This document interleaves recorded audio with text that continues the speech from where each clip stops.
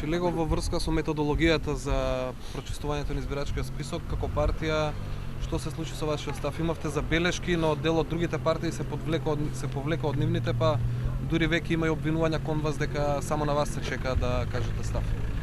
Не, значи Социјалдемократскиот сојуз очекува конечно искрен пристап од ВМРО-ДПМН и ДУИ во рамки на работните групи, како би можело да се усогласи методологијата, за да може Државната изборна комисија конечно да започне со постапката за прочистување на избирачкиот список. Социјалдемократскиот сојуз, како што знае целокупната македонска јавност, во цело време трајање на разговорите, преговорите и договорите во работните групи е единствената алтернативна, односно афирмативна политичка партија.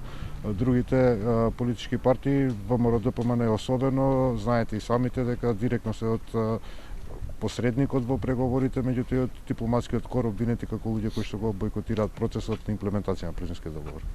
Добро, дали тоа значи дека би се откажали од целосна проверка, на теренска проверка? Не значи, веќе мислам дека елабориравме во јавноста за воколку ДИК се формираше до крајот на септември, СДСМ ке инсистираше на активна регистрација. Кога се проби тој рок од активната регистрација, бидејќи ДУИ се противеше и немаше веќе време, имајќи во предвид тогаш утврдениот термин за априлските избори, рековме дека ќе преминеме на целосна теренска проверка. Парцијални решенија не може да доведат до целосно прочистување на избирачкиот список, со што ќе се доведе во прашање кредибилноста на изборите, кои што очигледно нема да може да се одржат на 24 април.